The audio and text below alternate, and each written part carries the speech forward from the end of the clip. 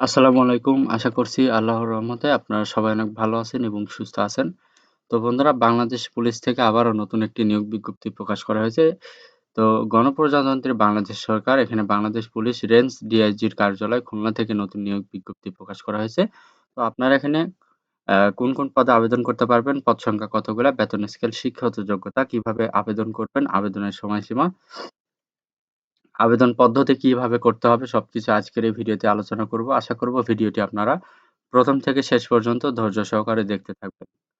তো বন্ধুরা, ভিডিওটি শুরু করার আগে ছোট্ট একটি অনুরোধ, আমার ইউটিউব চ্যানেল আনলিমিটেড জব ইনফোডি চ্যানেলটি যারা এখনো সাবস্ক্রাইব করে রাখেন নাই অবশ্যই চ্যানেলটি সাবস্ক্রাইব করে রাখবেন।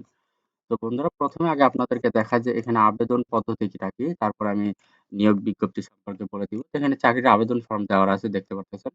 এখানে পদের নাম, যে পদে আবেদন করতে হবে সেই পদের নাম দিবেন, আমি বলে দিব।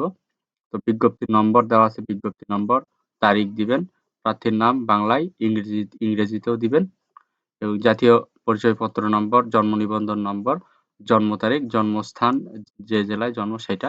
বিজ্ঞপ্তিতে উল্লেখিত তারিখে প্রার্থীর বয়স, মাস, দিন দিবেন।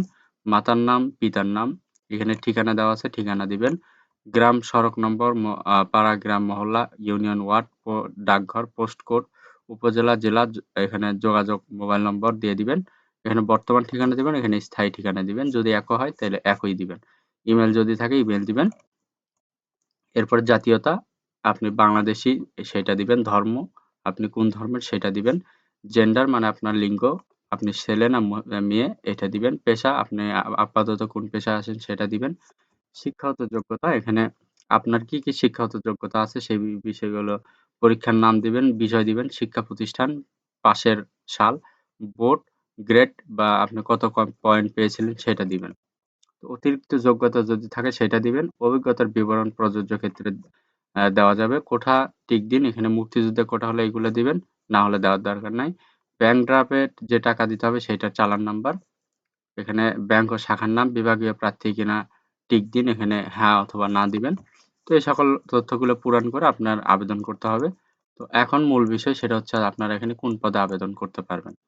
তো বাংলাদেশ পুলিশ থেকে যে পদে এখানে লোক নিয়োগ করা হবে, এটা পদের নাম রয়েছে ডাটা এন্ট্রি অপারেটর। এখানে বেতন স্কেল ৯,৩০০ থেকে ২২,৪৯০।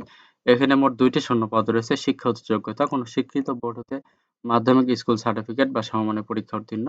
কম্পিউটার মুদ্রাক্ষরে প্রতি মিনিটে বাংলায় ২০ শব্দ এবং ইংরেজিতে ২০ শব্দের গতিসহ সংশ্লিষ্ট বিষয়ে স্ট্যান্ডার্ড অ্যাপটিটিউড টেস্টে উত্তীর্ণ হতে হবে। প্রার্থীকে অবশ্যই জন্মসূত্রে বাংলাদেশের স্থায়ী নাগরিক বা খুলনা বিভাগের স্থায়ী বাসিন্দা হতে হবে। প্রার্থীকে নিম্নবর্ণিত ফরমে স্বহস্তে আবেদন করতে হবে।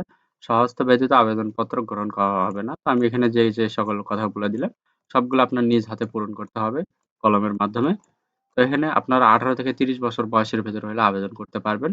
তো এখানে রয়েছে সরকার কর্তৃক চাকরির নির্ধারিত ফরমে আবেদন পত্র, সভাপতি, বিভাগীয় বাছাই কমিটি, খুলনা বিভাগ কমিশনার খুলনাকে সম্বোধন করে আগামী ৪/১২/২০২৪ খ্রিস্টাব্দ তারিখের মধ্যে অফিস চলাকালীন রেঞ্জ ডিআইজি খুলনা এর কার্যালয়ে সরাসরি ডাকযোগে পৌঁছাতে হবে। সরাসরি কোনো আবেদন গ্রহণযোগ্য হবে না। নির্ধারিত সময়ের পর প্রাপ্ত আবেদনপত্র গ্রহণ, এখানে রয়েছে আবেদনপত্র গ্রহণযোগ্য নয়। খামের ওপর মোটা অক্ষরে পদের নাম, বিশেষ কোটা যদি থাকে বা বাম পার্শ্বে আবেদনকারীর পূর্ণ নাম, ঠিকানা স্পষ্ট অক্ষরে লিখতে হবে।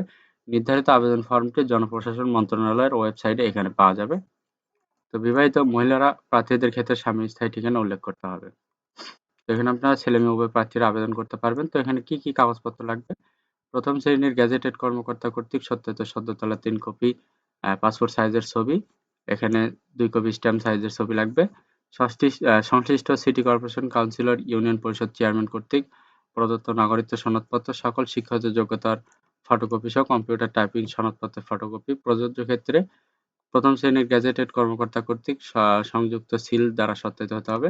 প্রথম শ্রেণীর গেজেটেড কর্মকর্তা কর্তৃক প্রদত্ত নামযুক্ত সিল দ্বারা চারিত্রিক সনদপত্র, এগুলা লাগবে। তো মুক্তিযোদ্ধার সন্তান হলে এই সকল বিষয়গুলো লাগবে। তো এখানে দেখতে পারতেছেন রয়েছে ট্রেজারি চালানের মাধ্যমে পরীক্ষার ফি বাবদ, এই যে কোড নাম্বার দেওয়া রয়েছে, 200 টাকা জমা করে ট্রেজারি চালানের মূল কপি আবেদনপত্রের সাথে সংযুক্ত করতে হবে। পদের নাম, জেলার নাম, স্থায়ী বা প্রার্থীর নাম, ঠিকানা সম্বলিত 10 টাকার ডাক টিকিট লাগানো একটি, 10 ইঞ্চি বাই 4.5 ইঞ্চি একটি ফেরত খাম আবেদনের সাথে সংযুক্ত করতে হবে। প্রার্থীকে তার কোটা দাবির সমর্থনে যথাযথ কর্তৃপক্ষ কর্তৃক প্রদত্ত প্রমাণপত্রের সনদ লাগবে। তো এখানে মূলত এই সকল জিনিসগুলাই লাগবে আপনার আবেদন করতে, এবং আবেদন করতে হবে আপনার এই যে এই ফর্মে আবেদন করে এটা আপনার ডাকযোগে প্রেরণ করে দিতে হবে।